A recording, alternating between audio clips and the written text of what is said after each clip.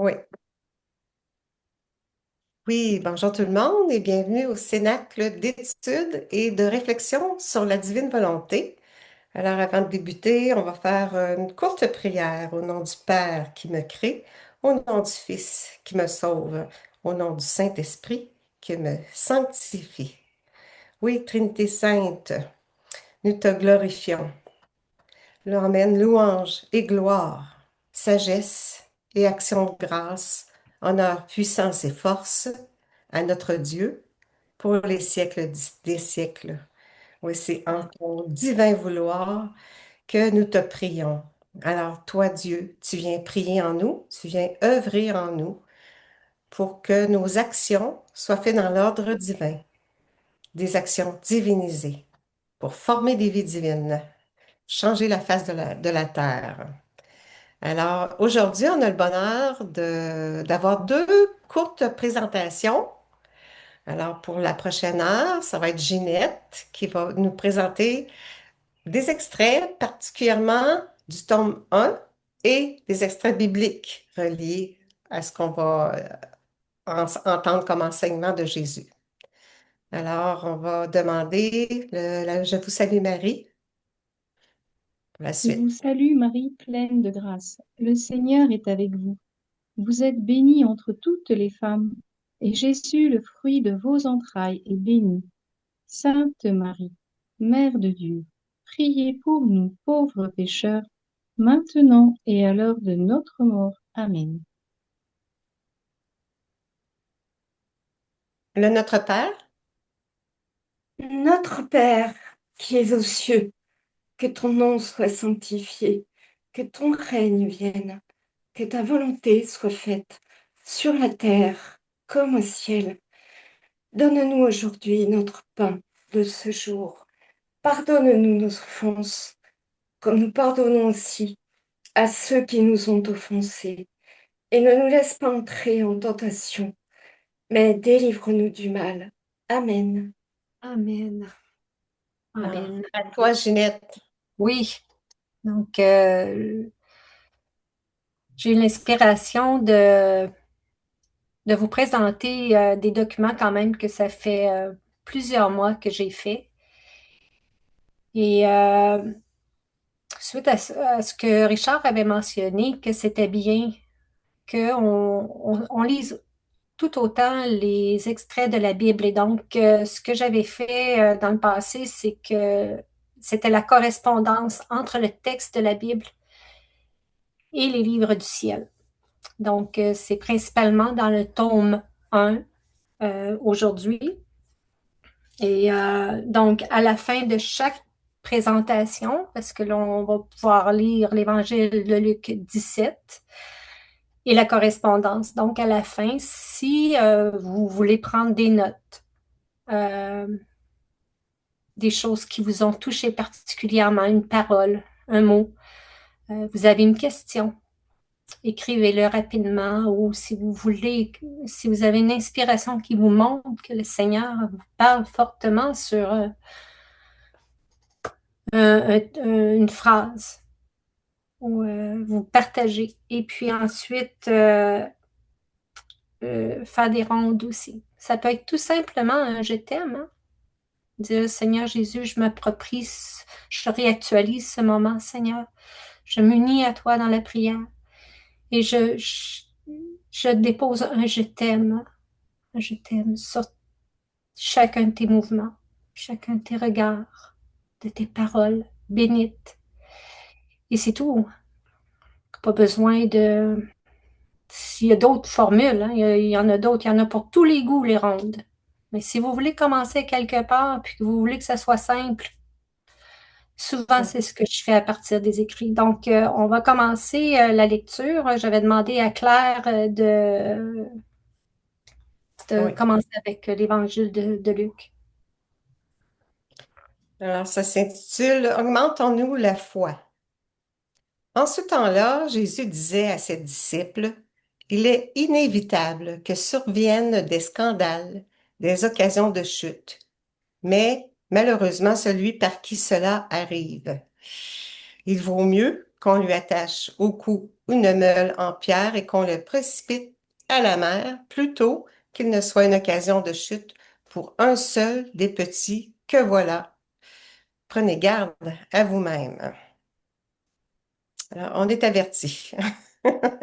On est averti de se tenir loin du péché. Ouais. Alors, est-ce que je poursuis, Ginette? Oui, oui, oui, tu lis tout. OK. OK. Si ton frère a commis un péché, fais-lui de vifs reproches, et s'il se repent, pardonne-lui. Même si 7 fois par jour il commet un péché contre toi, et que 7 fois de suite il revienne à toi en disant, je me repens, tu lui pardonneras.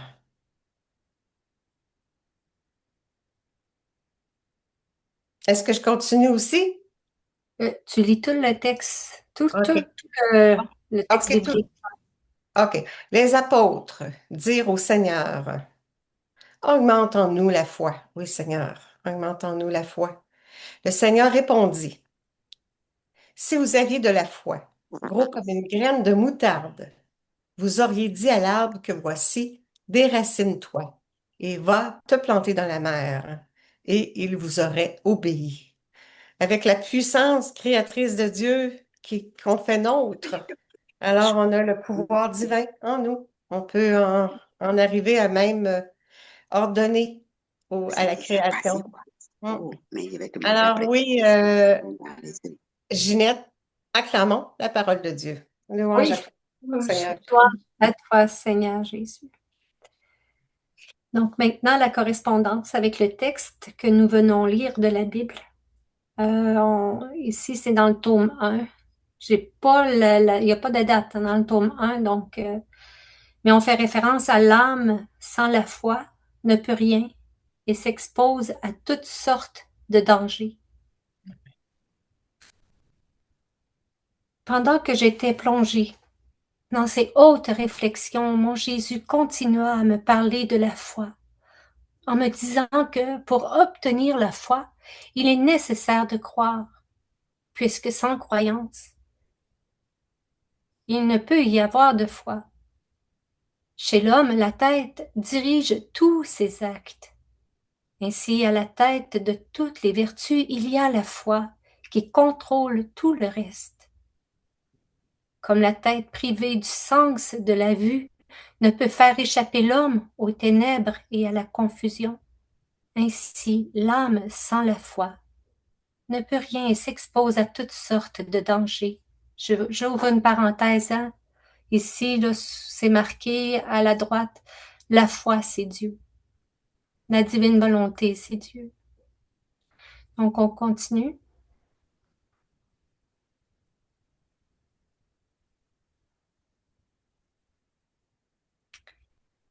Si la tête privée de la vue veut diriger l'homme, elle pourrait bien le conduire où il ne voudrait pas aller s'il avait la vue. Comme la vue sert à guider l'homme dans chacun de ses actes. La foi est une lumière qui illumine l'âme, sans quoi on ne peut voyager sur le chemin qui mène à la vie éternelle.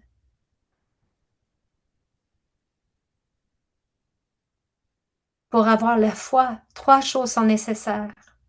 Avoir sa semence en soi, que cette semence soit de bonne qualité et qu'elle se développe. Nous savons que c'est le Seigneur qui jette la semence en nous, puisque nous ne pouvons pas penser à quelque chose si nous n'avons pas d'abord quelques connaissances sur elle. Nous devons être reconnaissants envers ceux qui nous informent sur les choses de la foi. La qualité de cette information n'est pas sans importance. Donc, si on regarde encore l'image à droite, pour avoir la foi, ça prend la semence en soi et qu'elle soit de bonne qualité et qu'elle se développe.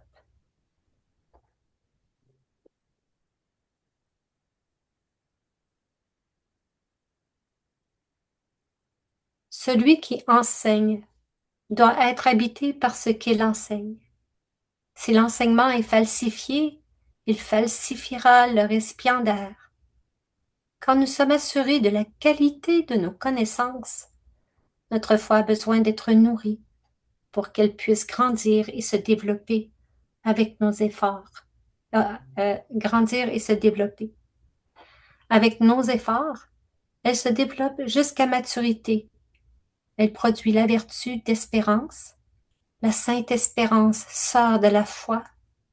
L'espérance dépasse la foi et est l'objet de la foi.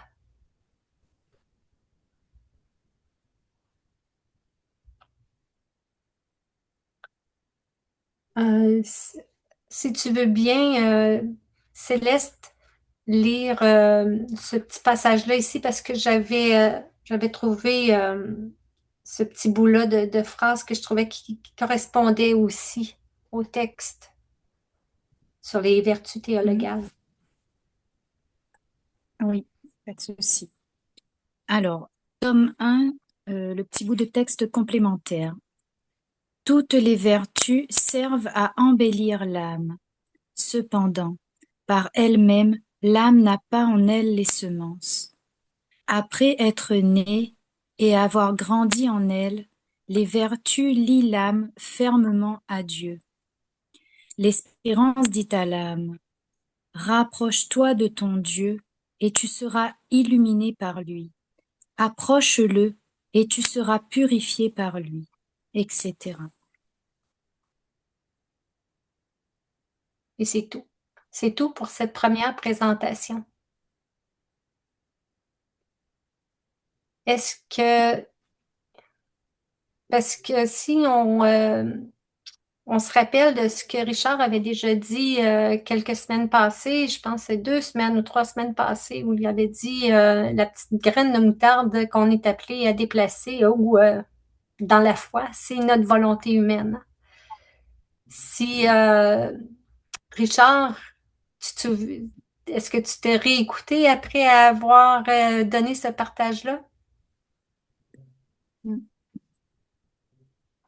Oui, oui, je me suis déjà réécouté, mais c'est déjà passé aussi depuis longtemps, quoi. Tu vois, en général, donc je regarde encore une fois la vidéo, mais après, voilà, je saurais plus te dire à quel passage c'est ça ou ça, quoi.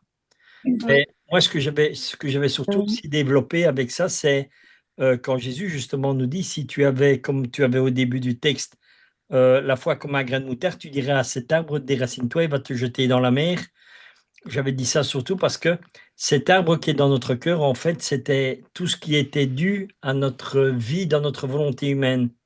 Et c'est l'accumulation de toutes les erreurs que nous commettons, les péchés que nous commettons, qui enracinent cet arbre en nous. Et le seul moyen, en fait, de le déraciner, c'est la foi. Mais comme nous n'avons pas de foi, on ne sait pas l'enlever. Mais Jésus te dit, dans la divine volonté, la foi, c'est moi, il dit. Donc, comme nous savons que nous vivons en Jésus et que Jésus vit en nous, eh bien, nous savons que cet arbre va être déraciné parce que c'est Jésus lui-même qui va le faire. Et il va dire, déracine-toi et va te jeter dans la mer. Dans la mer de quoi? Dans la mer, justement, de la divine volonté, dans la mer d'amour. Et c'est l'amour de Dieu qui dissout tout le mal, en fait. Et c'est ça que tout au long des livres du ciel, le Seigneur nous apprend à nager dans cette mer de la divine volonté, pour que quand nous soyons tout, en fait, quand on est toujours dans cette mer d'amour, le mal ne sait plus grandir en nous. Au contraire, au plus nous allons nous plonger dans cette mer, au plus le mal va disparaître. Et le mal ne reviendra plus, puisque au final, la goutte d'eau qui est dans la mer, qui est en fait nous autres, eh bien, va se diluer complètement dans l'amour de Dieu. Et comme nous sommes, on peut dire entre parenthèses, noyés dans l'amour de Dieu, le mal ne régnera plus en nous, quoi. Mais c'est vraiment se laisser immerger dans cette mer d'amour. Dans cette mer d'amour et de lumière, là, il dit aussi dans les écrits que cette lumière-là va être tellement douce, belle et agréable que notre volonté humaine va se laisser charmer. Donc, on peut même dès maintenant prendre cette lumière, puis qu'il nous envahisse de sa lumière. Donc, puis, tu montres ce texte-là, hein, celui qui enseigne doit être habité par ce qu'il enseigne. Et puis, j'ai hésité longtemps à faire des partages ou à partager, ouais, faire des partages parce que je voulais absolument pas induire personne en erreur ou dire tout croche des passages du texte. C'est pour ça que souvent, je prends les écrits eux-mêmes pour faire des prières en union priée, mais comme Jésus prie, mais à partir des écrits strictement. C'est une des choses qui m'habite beaucoup, hein, celui qui enseigne doit être habité par ce qu'il enseigne et quel autre moyen parfait que d'utiliser les propres mots de Jésus jusqu'à ce que je partageais avec Richard, jusqu'à ce que je sois vraiment, que je laisse vraiment les inspirations me m'éclairer pleinement, parce que je pense que j'ai trop d'attaches encore. Mais quand nous sommes assurés de la qualité de nos connaissances, notre foi a besoin d'être nourrie pour qu'elle puisse grandir et se développer. Donc, les écrits, encore là, on parlait de ça avec Béatrice. Puis comment que c'est important de lire parce que juste écouter des vidéos, ça nous gave. Je répète hein, des choses, j'ai pas rien inventé. C'est pas moi qui dis ça de moi-même, mais ça nous gave, mais ça nous ne nourrit pas pleinement et entièrement. Donc, c'est vraiment les connaissances, c'est vraiment à partir des livres de Louisa. Est-ce que quelqu'un avait pris des notes et qui voulait partager ou faire une ronde ou Oui, alors moi je voulais partager quelque chose parce qu'effectivement, je voulais revenir un peu sur les graines de moutarde, pas plutôt sur le fait de déplacer des montagnes, parce que quand on va dire à quelqu'un qui est pas trop dans la foi, si jamais tu as la foi, tu vas déplacer des montagnes, il va dire bah oui, on n'a jamais vu un chrétien déplacer une montagne. Mais justement, il y a ce niveau-là, il y a le niveau de la divine volonté, il y a le niveau intermédiaire dans le monde de la rédemption. Et je voulais juste revenir sur ce que moi je sais, hein, c'est qu'en fait, Saint François d'Assise était beaucoup tenté. Et puis tout d'un coup, Jésus lui dit, mais si tu as la foi, tu pourras déplacer des montagnes. Et Saint François d'Assise il dit, mais quelle montagne? Il dit en fait les montagnes de la tentation. C'est-à-dire que en fait, si on a la foi, avant même d'arriver, je dirais, à vivre selon la divine volonté, parce que c'est pas simple, hein, eh ben, si on a la foi, on peut déplacer les montagnes des tentations, c'est-à-dire vaincre les tentations. Et quand on a déjà vaincu les tentations, quand on s'est déjà mis en position favorable pour vaincre ces tentations, bah effectivement, on est déjà beaucoup plus disponible sur la vie de la divine volonté. Voilà. Je voulais juste apporter ça parce que c'est vrai que là, on est dans un Cénacle divine volonté, mais tout le monde n'y est pas. Et ce petit passage de l'Évangile, voilà, avant d'arriver à la divine volonté, on peut se dire déjà la foi. D'ailleurs, il en reparle beaucoup de choses après. Hein, la foi, c'est moi. Et ben, si jamais vous êtes en moi, déjà vous allez vaincre les tentations. Et si vous vainquez les tentations, ben, c'est beaucoup plus simple de vivre en moi. Voilà, c'est juste un petit commentaire que je voulais faire sur Saint François d'Assise parce que comme c'est lui qui l'a dit, on peut lui faire confiance. Et effectivement, ça rejoint sur l'enseignement, quoi. Je veux dire, on ne peut pas interpréter un texte de l'Évangile ou un texte de la divine volonté si on n'a pas des connaissances et donc de l'enseignement, parce qu'autrement c'est très compliqué à interpréter ce verset. oui, effectivement. Mais ça a tellement du sens quand on fait vraiment le lien entre notre volonté humaine et la divine volonté. C'est toujours le cas, hein. C'est toujours la question de notre volonté humaine et la divine volonté. C'est la source. C'est vraiment au moment de la création, hein. On part vraiment de la source ou de la création où Adam a reçu le souffle de Dieu, puis qu'ensuite, à cause de sa volonté humaine, il a tout mis de côté. Donc, c'est ça. Est-ce que quelqu'un d'autre avait... Il y a Sabrina et Séverine Oui, qui ont demandé à intervenir. Ah, je ne le vois pas, la main. OK. Vas-y, oui, Sabrina. oui, je voulais dire un je t'aime sur la mer d'amour et de lumière dans la divine volonté qui, qui nous permet de noyer, on va dire, les péchés que l'on fait et le mal et la souffrance que l'on reçoit aussi. Et voilà, petit à petit, dans la divine volonté, plongeons-nous dans cette mer d'amour et, et de lumière. Donnons notre propre volonté et accueillons la divine volonté. Amen. Amen. Séverine, Oui, bonsoir. Bonsoir à tous. En fait, moi, je voulais juste rajouter un petit quelque chose. En fait, Jésus m'a fait comprendre aujourd'hui que tout est grâce, en fait. C'est vrai qu'il faut s'approprier les connaissances du livre du ciel. C'est vrai qu'il faut connaître les évangiles. Mais je me rends compte que quand Dieu donne la grâce d'accéder à tout ça, et, eh bien, c'est lui qui fait tout. Et c'est lui qui va permettre, en fait, qu'une personne puisse accéder au texte du livre du ciel. Parce que je veux dire, si c'était pas venu vers moi, moi, je serais pas forcément allée chercher.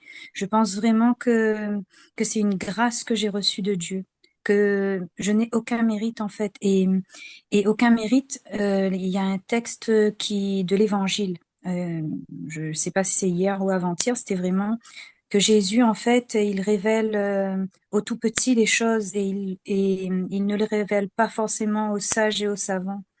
Donc, vraiment, il faut aussi se rendre compte que c'est par grâce. Beaucoup de choses est faites, enfin, Dieu, il fait les choses par grâce. Moi, mon intelligence, je le dois à Dieu, en fait, pour le peu que je peux avoir, hein. Donc, je sais pas ce que vous en pensez, mais vraiment, euh, je me rends compte que c'est sa grâce qui fait que je connais le livre du ciel. C'est par sa grâce, en fait, que j'avance avec lui. Et c'est par sa grâce que ben, je continue ce cheminement-là. C'est lui qui décide, c'est Dieu qui est le maître de toutes choses. Après l'accès aux connaissances du livre du ciel, on, voilà, on peut pas y accéder si Dieu ne nous dit pas que ben il est là.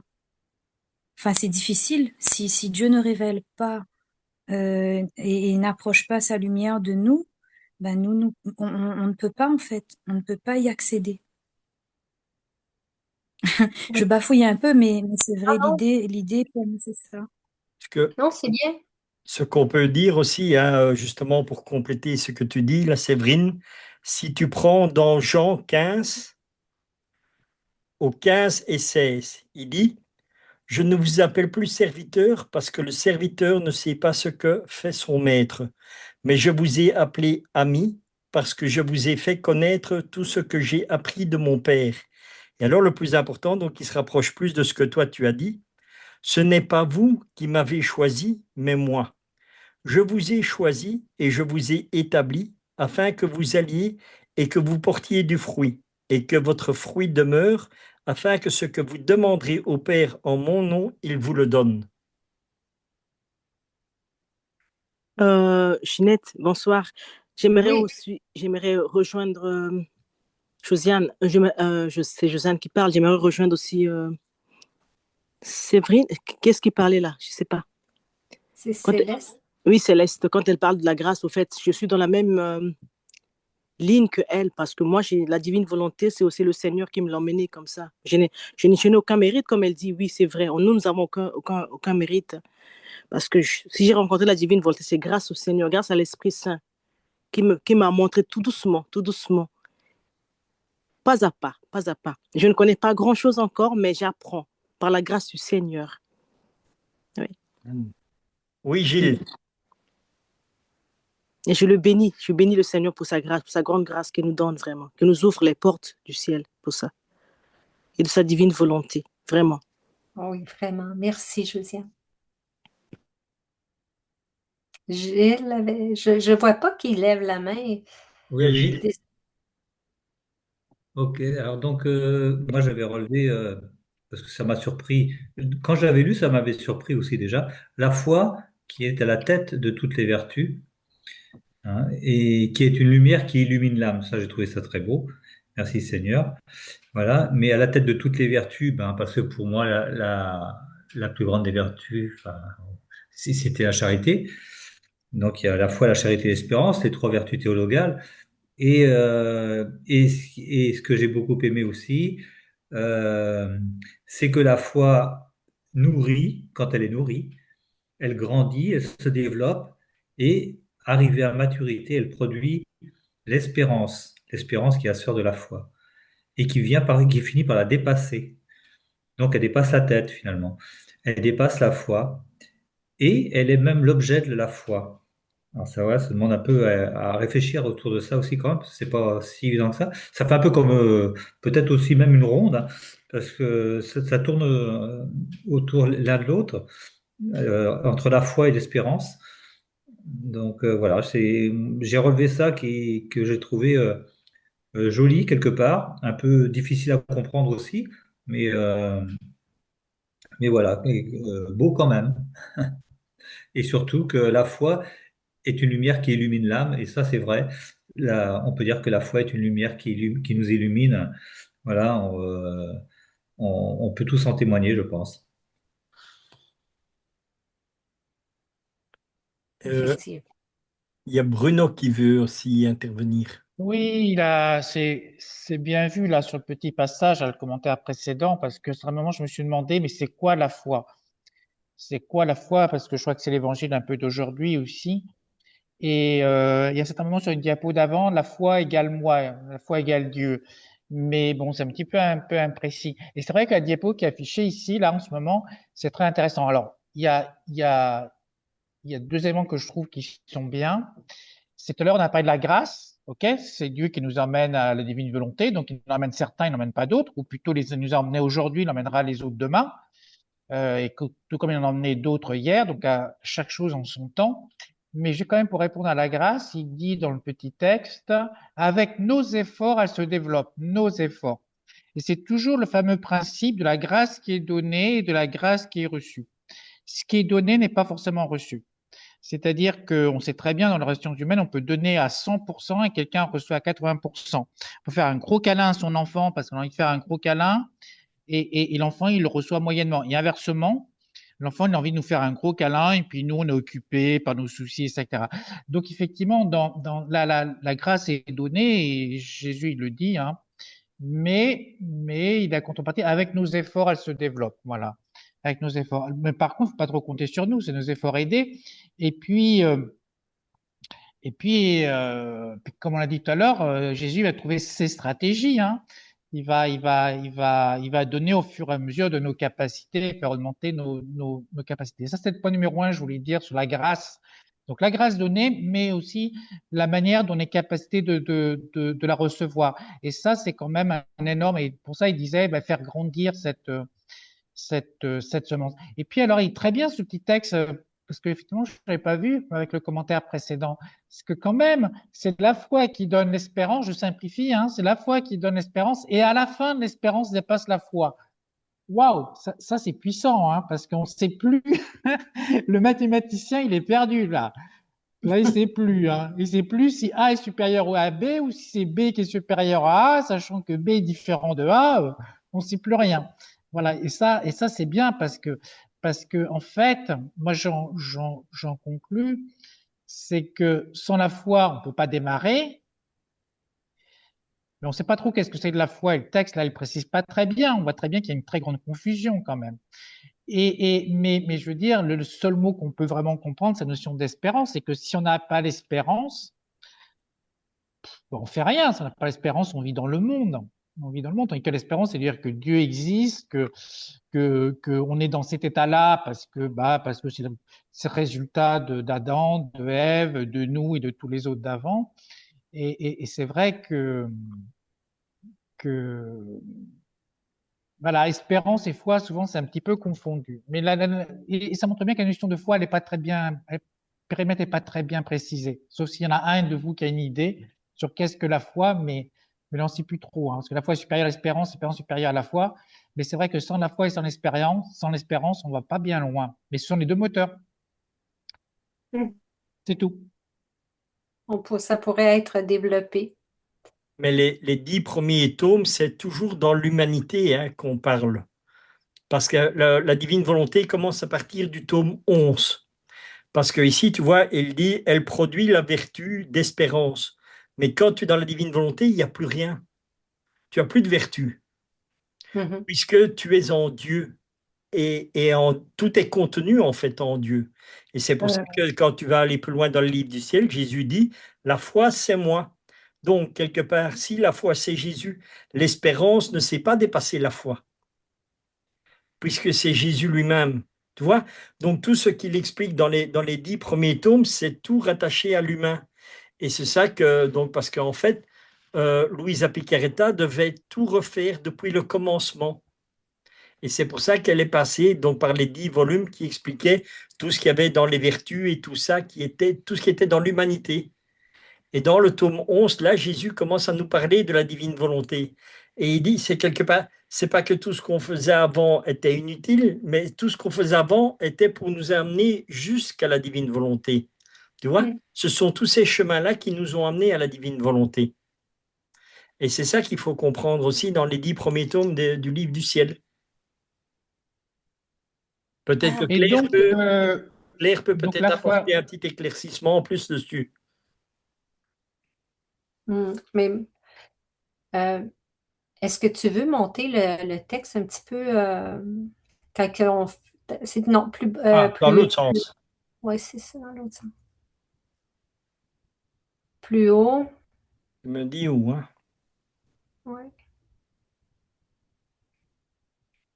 OK. Donc, voilà. ici. Ici? C'est ça, ouais. Voilà. Jésus continua à me parler de la foi en me disant que pour obtenir la foi, il est nécessaire de croire, puisque sans croyance, il ne peut y avoir de foi. Donc, c'est sûr que comme Richard disait, hein, dans les 10 premiers tomes, ça le référence à l'humanité. Donc, il veut nous amener vraiment à être focusés sur lui, puis de tout lâcher. Hein, ça fait partie aussi du premier tome de détachement de tout ce qui nous entoure et détachement de soi-même. Puis ensuite, on le voit bien clairement que c'est lui qui fait tout ça. On peut pas seulement penser on a un mérite quelconque sur tous ces détachements, sur toutes ces choses-là que le Seigneur nous demande pour vraiment vivre que de lui. C'est vraiment lui qui opère tout. Donc, c'est une belle explication, j'ai trouvé, comme que je disais tout à l'heure, hein, c'est vraiment ça, la volonté humaine et la divine volonté. Voilà, dans le sens où moi je peux aussi partager, là, c'est ce que j'expliquais, sur mon expérience personnelle. Moi, j'ai jamais eu la foi, ni l'espérance, ni la charité. Et la foi, pourquoi? Parce que la foi, c'était, comme on dit, la foi, l'espérance, parce que tu espères dans quelque chose. Et moi, j'ai jamais espéré en quelque chose, ni en quelqu'un, ni quoi que ce soit. Par contre, j'ai eu cette grâce de cette rencontre avec Dieu qui a fait que du jour au lendemain, je savais que Dieu existait, mais je n'avais pas la foi. Et quelque part, maintenant, comme on dit, la foi que j'ai, c'est ce que Dieu dit dans la divine volonté. La foi, c'est moi. Donc, c'est ça que j'ai Dieu, en fait. Tu vois?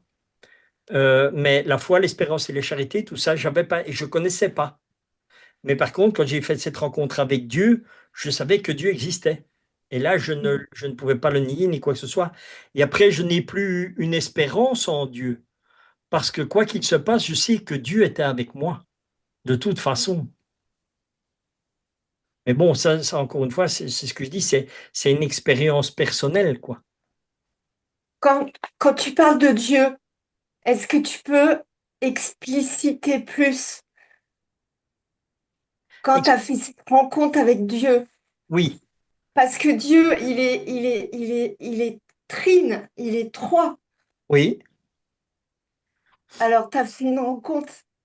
En fait, humainement, c'est quelque chose que je te dis qui est très difficile à comprendre parce que quand j'ai Non, fait, explique. Oui, quand, expliquez. quand j'ai fait cette expérience de Dieu, en fait, mon âme est sortie de mon corps et est allée dans l'univers.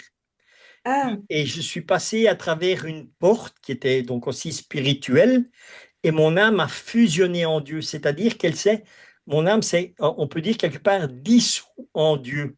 C'est comme tu mettrais une goutte d'eau dans un verre d'eau, et bien c'est ça que mon âme, elle a fait. Mon âme a ah, fait ça en Dieu. Et je ne faisais que un avec Dieu et avec tout l'univers, avec toutes les créatures. waouh. Et la différence qui s'est passée, donc, c'est que moi, je voulais plus revenir de cet état-là. Et le Seigneur m'a dit, non, ton temps n'est pas revenu, tu dois retourner sur la terre. Et moi, je voulais pas, mais c'est ce qui s'est passé. Et en fait, si D'accord. tu veux, de toute cette mer dans laquelle mon âme était plongée, tout est revenu et a formé mon âme. La seule différence qu'il y avait entre le départ et l'arrivée, c'est que quand mon âme est entrée dans cette mer d'amour de Dieu, je dis, et qu'elle ne faisait qu'un avec, elle est devenue lumière. Et Ah quand oui. l'âme s'est refaite pour revenir sur terre, ce n'était qu'une âme lumineuse qui est entrée dans mon corps. Ah, on dirait que tu as fait l'expérience de la divine volonté. Exactement. Carrément. C'est ce que D'après j'ai ce que vécu. tu expliques. Et Oui. c'est exactement ce que j'ai vécu. Oui, ok.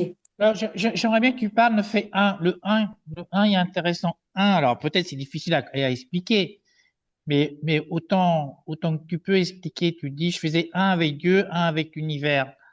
Voilà, parce que en fait, ton âme, si tu veux, notre âme est prisonnier de notre corps. De la même manière que Dieu, comme Dieu est infini, il s'est défini en la Vierge Marie. Donc, c'est-à-dire que d'infini, il est devenu un petit bébé qui était dans le ventre de la Vierge Marie. Moi, j'ai fait aussi cette expérience-là, en fait. Quand mon âme est sortie de mon corps, elle s'est étendue en Dieu. Et quand Dieu m'a dit que mon temps n'était pas venu, mais que je devais revenir ici, si tu veux, toute cette grandeur est redevenue définie de nouveau. Et Ouais, pour pouvoir rentrer dans mon corps. ok. Parce que j'étais en Dieu. Et quand tu arrives en Dieu, donc ça c'est quand toutes les âmes vont mourir et que toutes les âmes qui vont au ciel, elles vont avoir cette fusion en Dieu, elles vont être unies en Dieu et elles vont avoir la même dimension, on peut dire quelque part, de Dieu. Et comme Dieu est infini, nous devenons infinis comme Dieu, Oui, mais puisque Waouh. nous alors, vivons en Dieu. et ton ressenti à ce moment-là, je veux dire, en termes de charité, en termes, bon, l'espérance n'existait plus, mais Ah, mais je vis plus comme la plupart des êtres humains, quoi. J'ai une autre conception de la vie, quoi. J'ai la non, non, je veux dire, conception, ton ressenti lorsque tu étais en Dieu. une paix et un amour que humainement tu sais pas définir. C'est pour ça que la première chose que j'ai dit quand je suis revenu, j'ai dit aux gens, vous savez pas ce que c'est aimer, vous connaissez pas l'amour. Vous dites à Ah votre oui. mari ou à votre femme, je vous aime, mais moi je vous dis, vous êtes des menteurs parce que on n'a pas d'amour. Parce que quand tu connais l'amour parfait qui est Dieu, à ce moment-là, je ne le savais pas, mais quand tu connais l'amour de Dieu, c'est là où tu vois le véritable amour. Parce que c'est tellement fort, tellement puissant que il n'y a plus rien, tu n'as plus de haine, t'as plus de souffrance, tu nages dans le bonheur, on va dire. Mais humainement, tu ne sais pas le décrire. Et ça continue pour Ah, toi. donne-moi les deux Gatorade. Pardon? Ça continue. Bien sûr que ça continue. Ok. C'est toujours comme ça. C'est ça que je dis, c'est ça qui me permet de parler avec, avec les personnes. Parce que si j'aurais pas cet amour de Dieu en moi, qui vivrait en moi, je voudrais même pas parler avec les personnes. Parce que les gens rejettent Parfait, ça. Dieu. Choisissez les Guylaine, moitiés, tout le temps. Il y a quelqu'un qui peut Guylaine, tu couper. peux fermer ton... Oui, c'est Guylaine. C'est Guylaine qui a son micro ouvert Ouais. et qu'on l'entend. Tu vois, moi, personnellement, avec tout ce que j'ai vécu dans ma vie et tout ça, j'ai une grande aversion de l'humanité. Parce que j'ai quasi tout le temps été dans la souffrance de l'humanité, dans la rancœur, dans la hargne, dans la haine, et comme on dit, chacun pour soi, quoi. Et Ouais. c'est la loi du plus fort, la loi de la jungle, comme on dit. Et ça m'a, quelque part, je l'ai su par après, bien sûr, ça m'a tellement blessé que j'ai une aversion de l'humanité et de l'être humain. Ouais. Et quand j'étais au ciel et que j'ai dit au Seigneur, je ne veux plus revenir ici, parce que je lui dis, mais tu ne te rends pas compte de la souffrance qui est en bas, de comment les gens sont et tout ça. Et voilà, et c'est pour ça qu'il m'a dit, non, ton temps n'est pas venu, tu dois retourner. Je dis, non, non, je ne veux pas. Ah oui, on a besoin de toi, Mais, Richard. mais, mais il m'a donné cette, comme on dit, comme tu dis, cette grâce de différence, voilà. C'est que je suis revenu vraiment avec l'amour de Dieu, mais mon âme était imprégnée de cet amour, en fait. Ah ouais. Tu vois? Et c'est cet amour-là qui me permet de parler avec les gens, de m'approcher des gens. Parce que si c'était moi tout seul personnellement, je ne m'approcherais même pas et je ne discuterais même pas avec les gens. Mais Ouais. c'est vraiment aussi la volonté de Dieu qui fait que je viens vers les personnes. Oui. Oui. Alors, si je peux dire quelque chose, c'est ce que je ressens aussi, c'est que depuis que je suis un peu dans la divine volonté, il me semble que le Seigneur, il me demande pas seulement de cocher des cases et de faire tout bien, mais aussi de m'approcher et d'aimer ceux que j'ai pas envie d'aller vers eux. J'ai, ou, voilà, c'est ça. Ou dans ma famille, par exemple, quand j'ai j'ai eu beaucoup de blessures ou il y a eu beaucoup de choses et le Seigneur, il me semble, il me demande de pardonner sans arrêt, d'aller vers les personnes qui m'ont blessée, par exemple, ou d'aller vers mes voisins, ou de pas me renfermer sur moi. Et je pense que C'est- c'est ça que Dieu veut en fait dans la divine volonté. Pourquoi? Parce que Dieu dans la divine volonté, quelle est la chose principale qu'il nous enseigne? C'est l'amour. oui, Et c'est vraiment son premier commandement où il dit, aimez-vous les uns les autres comme moi je vous ai aimé. Et c'est surtout ça que le Seigneur me fait comprendre au fur et à mesure pourquoi je suis ici de nouveau sur la terre et tout ça au milieu des personnes. C'est vraiment pour aller et partager cet amour, tu vois, mais pas en faisant des choses extraordinaires ou en disant non, le fait que l'amour de Dieu est là, donc parle de la divine volonté, l'amour de Dieu va se répandre dans le cœur de chacun, de chaque personne, quoi. Et oui, auprès de chaque personne où j'irai, cet amour les touchera. Et c'est bien parce que moi, personnellement, je ne le verrai pas, mais le fait que je sois à un endroit ou à un autre endroit, l'amour de Dieu agit. Et c'est mhm. ça, en fait, le final de la divine volonté. Il y a Céleste Alors, qui toi, voudrait parler, qui a levé la main là pour dire quelque chose. Oui, en fait, aujourd'hui, je suis allée prier et donc une personne qui évolue aussi dans la divine volonté, dans des cénacles, me lisait un texte en fait qui parlait dans la rédemption. En fait, on sait qu'on a les effusions de l'Esprit Saint, donc dans les groupes charismatiques, Renouveau ou Flambeau.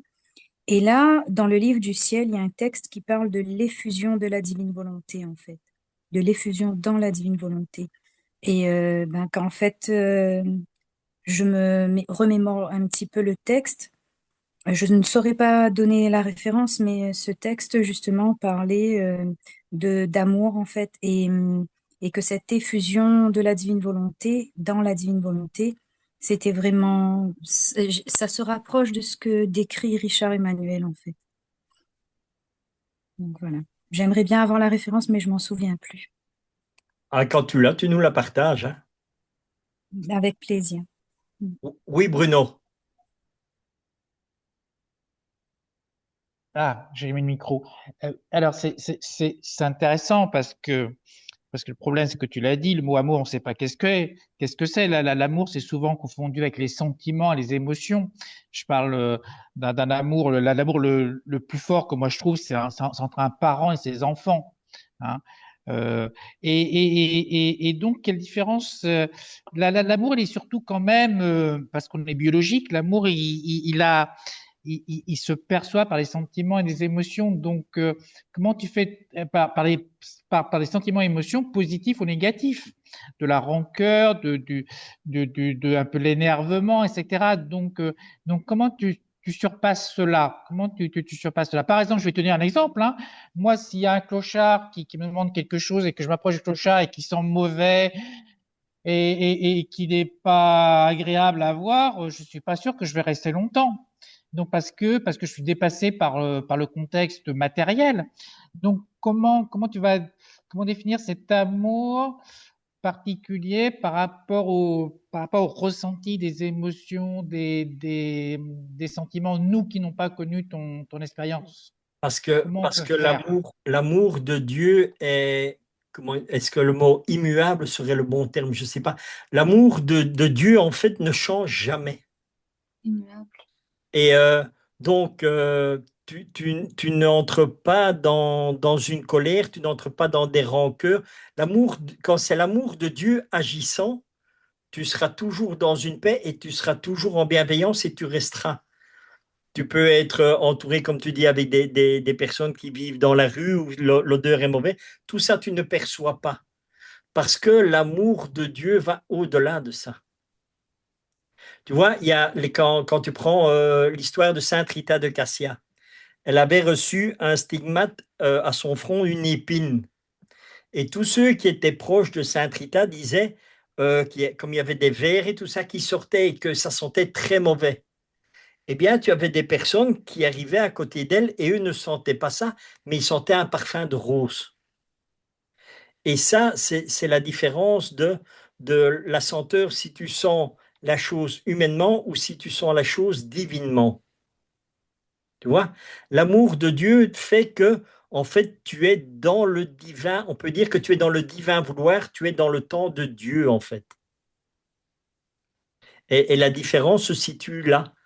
Mais c'est vrai que humainement, c'est très difficile à comprendre pour les personnes, quoi. Pour- Par exemple, pour moi, c'est quelque chose de compréhensible parce que j'ai grandi avec ça. Tu vois, moi, c'est ce Oui, que je dis, mais la référence que j'ai eue seulement sur les enseignements de Jésus, c'est, voilà, mes enseignements que moi j'ai faits, c'est au ciel et pas ici sur la terre. Mais par contre, c'est ce que Jésus m'a dit, maintenant, je veux que toi, tu rentres dans mon église. Et donc, c'est ce que j'ai fait. Et là, je peux te dire que c'est quelque chose que j'ai vécu très, très difficilement, quoi. Mais encore une fois, par grâce de Dieu, c'est Maman Marie qui m'a accompagné dans ce cheminement et qui a fait que j'ai pu faire ce que Jésus me demandait, quoi. oui, mais concrètement, lorsque tu as des gens, plus on est gentil, plus les gens ils abusent de nous. Oui, Parfois, bon, on sait très bien, quoi. Les gens, ils abusent de nous. Bon, alors comment on va réagir par rapport à ça? Et point numéro un, quand on reçoit des coups de couteau en permanence. Bon, c'est souvent dans un couple, hein, dans un couple, si tu veux, ou dans des familles, c'est des réflexions constamment, c'est des critiques constamment, etc. Donc, comment on fait, nous, qui n'ont pas vécu ton expérience? Parce que tu parles de l'amour. Nous, on veut bien les aimer, mais si tu veux, il y a un mur devant. oui, mais la grâce que vous avez, comme on dit, comme moi je dis toujours aux personnes qui sont, comme tu dis, dans l'humanité, tout ça, la grâce qui t'est donnée, c'est que au fur et à mesure que tu vas approfondir ta vie avec Dieu, toutes ces imperfections vont disparaître parce que c'est le Seigneur qui va te les enlever.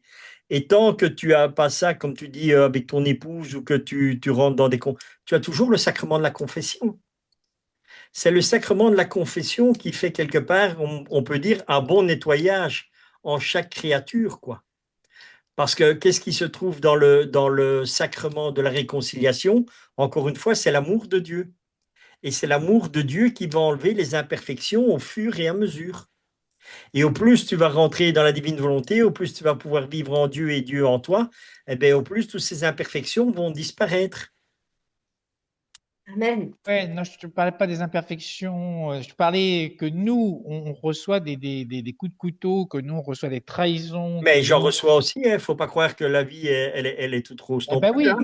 Donc, mais oui, donc je les vis avec le Seigneur parce qu'il ne faut pas oublier une chose, le coup de couteau, c'est jamais toi qui le reçois en premier lieu. C'est toujours Dieu. Et toi, tu reçois une partie de ce coup de couteau. Parce que le coup de couteau, tu ne le supporterais pas. Et c'est ça qu'on doit parvenir à se rendre compte que toutes les difficultés ou même toutes les maladies que nous avons, toutes les souffrances, c'est d'abord Jésus qui souffre. Parce qu'il souffre en nous.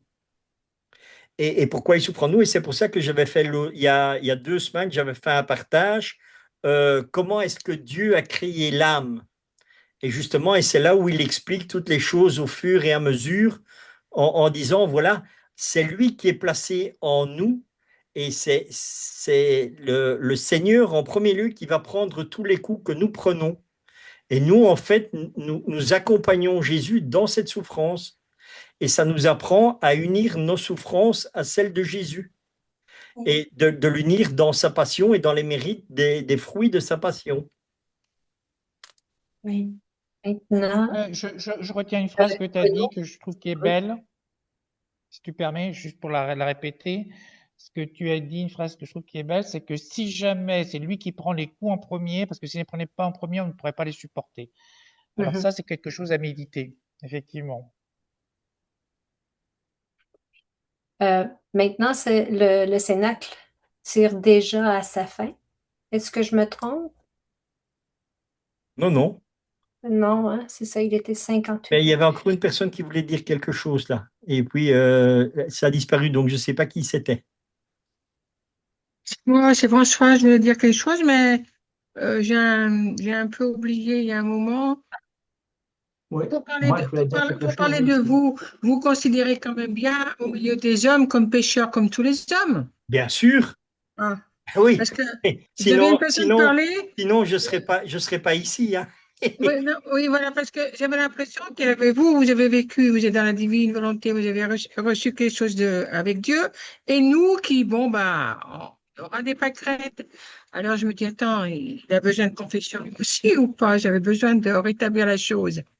Ah oui, bien sûr, hein, si je serais parfait, je serais plus ici, hein. Ah oui.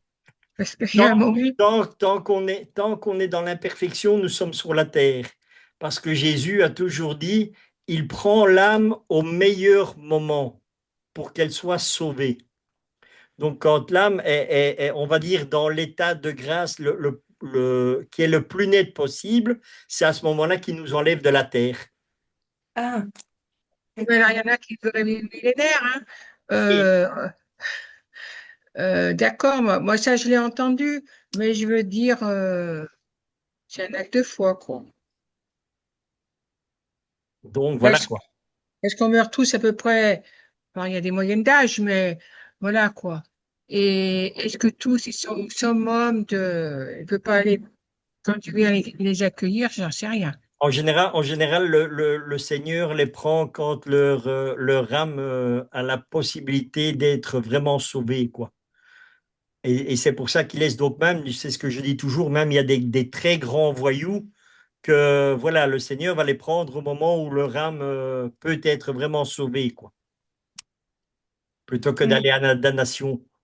Et je parle des grands voyous, donc les gens qui ont commis beaucoup des meurtres ou des viols ou des choses vraiment où ils risquent la damnation éternelle. Eh bien, le Seigneur attend toujours même de reprendre ces personnes-là vraiment quand leur état d'âme est le plus net possible pour elles-mêmes, quoi. Et il y a Jean qui voulait dire quelque chose. Oui, oui, c'est ça. Ben, je vais réagir un peu tantôt quand on parlait de la foi et de l'espérance. Moi, j'avais lu ça quelque part, là, peut-être il y a quelques années, ou je ne sais pas quand. Puis c'était un très bel exemple là, de l'enfant qui va demander à son père, comme le Père du ciel, on va demander des grâces, on va prier. L'enfant qui va demander à son père, lui, un cadeau de Noël, puis il va espérer de l'avoir parce que son père lui donne par amour. Puis si l'enfant était d'une façon gentille aussi, puis il sait il va l'obtenir, la foi qu'il va avoir d'obtenir ce cadeau-là, s'il va être certain que sa demande va être directe, va être spontanée, il sait que ça va être, il va l'avoir. Et là, il arrive Noël, il voit un cadeau il a demandé un camion de pompier style. Ah, il voit une boîte qui est comme qu'il a demandé. Il a l'espérance que ce soit vraiment son camion de pompier, que ce soit ça. Alors, il débouche la boîte et un peu comme le Père du ciel qui envoie les grâces selon ce qu'on peut l'espérance qu'on peut les obtenir avec la foi. Alors, il débouche le cadeau. C'est un camion de pompier. Il est bien content, mais c'est pas tout à fait le camion de pompier qu'il avait désiré. Alors, c'est un peu ça, la foi, d'après moi, je trouvais ça le fun parce que je disais, c'est ça, on espère, on espère, on espère, on reçoit du ciel, donc on dit, on se contente, puis on dit, oh, c'est super beau, hein, c'est une grâce qu'on reçoit. Hein, puis, alors, c'est ça un peu avec le Père du ciel, avec le Père terrestre, l'exemple qui était belle, c'est qu'on a la foi que notre Père nous aime. On sait qu'il nous aime, notre Père terrestre, puis il va nous offrir le cadeau qu'on veut. Mais le Père du ciel, c'est la même chose avec la foi. On a la foi, on sait qu'il nous aime, puis on va lui demander une grâce avec cette espérance-là. Alors, je trouvais qu'il y avait un beau parallèle à faire. Et puis, si on continue à étudier tout ce parallèle-là, vous allez voir que je pense que ça peut combler notre foi qu'on doit avoir à notre Père du ciel, comme la foi qu'on a entre les gens notre père de la terre ou notre mère ou les gens qu'on pense qu'il peut nous obtenir ce cadeau-là parce que pour plein de raisons. Alors, c'est ce que je voulais dire. Amen pour moi. Et Allez-y. ce que je voulais répondre, je pense que c'est Françoise qui m'avait posé la question si je me sentais différent ou quelque chose comme cela. C'est Oui, toi, hein? Voilà. En fait, je vais te dire une chose, c'est que quand je suis revenu, le Seigneur m'a fait une révélation quand même qui m'a dit, si tu serais réellement mort au moment où j'ai fait donc cette expérience, si je serais mort à ce moment-là, mon âme était en enfer. Waouh! Donc, quelque part, quand il m'a remis ici, c'est vraiment pour que toute ma vie change et que le cheminement que je fais ne m'amène plus en enfer. Parce que Ouais. la vie que je vivais à cette époque-là, comme c'était une vie vraiment, voilà, je ne vais pas en rentrer dans les détails, tu peux aller voir les vidéos de mon témoignage. Si j'étais mort à ce moment-là, Jésus me dit, tu aurais été en enfer. Voilà, c'est clair et net. C'est ça j'avais que j'aime bien vécu, avec le Seigneur, il met tout de suite les pendules à l'heure, quoi. j'avais vécu une expérience de mort imminente, alors. Mhm. Voilà, d'accord, j'ai compris. Oui, mais alors, moi, ce qui m'intrigue, alors pas par rapport à lui spécialement, mais par rapport à l'ensemble, c'est que des fois, j'ai le sentiment on oublie une dimension, avoir la foi, vivre en Dieu, aimer dans la divine volonté. C'est pas pour nous, c'est pour les autres, c'est pour le monde, c'est pour évangéliser, c'est pour toucher les cœurs. C'est essentiellement pour ça, quand même. Et que c'est important dans la divine volonté. C'est mon dada, hein, j'en parle beaucoup, mais parce que des fois, j'ai l'impression qu'on n'en parle pas assez entre nous. C'est vraiment pour être au nom de tous et pour tous et que notre souci, ce soit vraiment de parler de la divine volonté. Alors évidemment, il faut le faire avec sagesse, discernement et on peut pas faire n'importe quoi. Mais en fait, ça doit être notre souci intérieur et permanent quand même par rapport aux personnes, quelles qu'elles soient. Ou alors si on ne parle pas de la divine volonté, parler du Seigneur. Moi, il m'est arrivé dans le métro, je lisais un livre. Une fois, une pauvre dame, elle s'approche de moi. Et elle me dit, oh, j'ai un livre de prière. Alors, je lui dis oui. Elle me dit, ah bon, notre Père? Je me suis dit oui. Alors, je dis, et vous êtes chrétienne? Elle me dit, non, je suis musulmane depuis, enfin bon, je pense qu'elle avait un copain musulman, j'ai pas tout compris, hein. Et je dis, ah bon? Et elle me dit, je lui dis, mais vous connaissez les prières chrétiennes? Et puis, je pense que je devais lire un livre de Luisa Picarita, enfin un livret, et on parlait de Notre Père. Alors, je dis, vous connaissez Notre Père? Elle me dit oui. Alors, j'ai dit, ben, écoutez, elle me dit, vous les connaissez? D'accord. Je dis, mais vous le dites en premier. Il y avait, surtout, je voulais un peu savoir si elle le connaissait. Et on a dit, dans le métro, assis côte à côte, plein de monde. Alors, on parlait pas, mais enfin, on nous entendait quand même. On a dit notre père ensemble. Et puis après, elle est partie. Et elle était toute contente. C'était vraiment une pauvre, hein. Elle m'a fait coucou, elle était toute contente. Et c'est ces petites choses-là dont je parle, que je me dis, il faut qu'on soit vraiment à l'affût et ouvert où que nous soyons pour que on puisse, s'il y a lieu, ben, parler du Seigneur, voilà. Et ces petites Amen. choses, et ces petites choses-là, je trouve que c'est important qu'intérieurement, on soit prêt, même si on ne sait pas du tout comment ça va se passer. Parce que moi, j'ai des fois, j'ai parlé avec des gens, dans ce cas de figure, c'était cette dame, un peu pauvre, dans un autre, ça va être autrement. Mais voilà.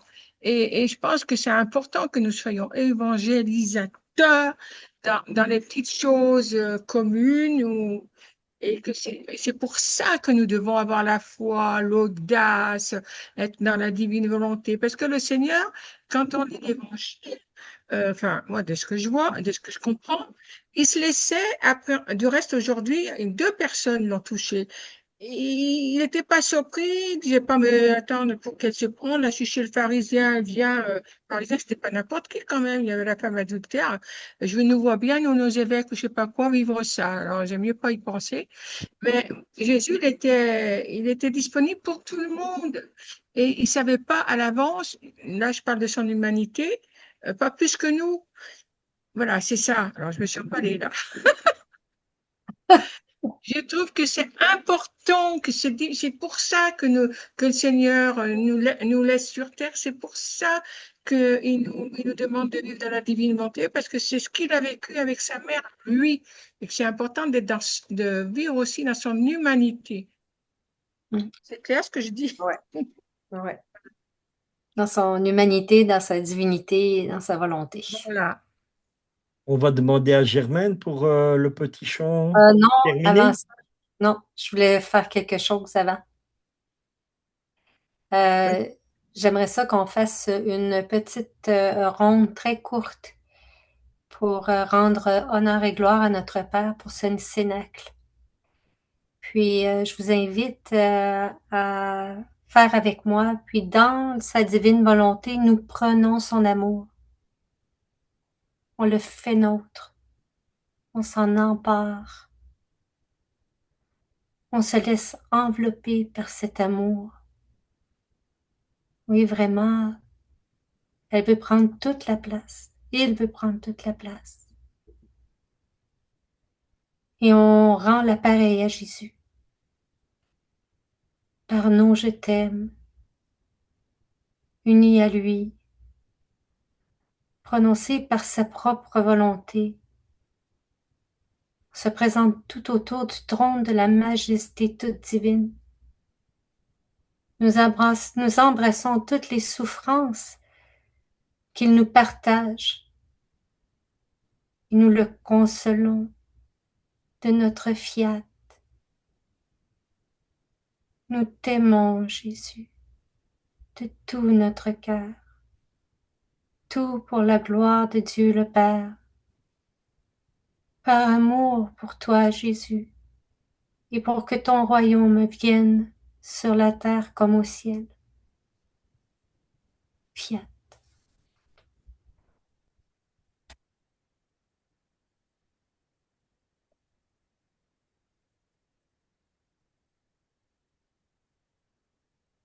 Merci beaucoup, c'était très beau. Vraiment, merci, merci. Merci, Jésus. Merci Jésus.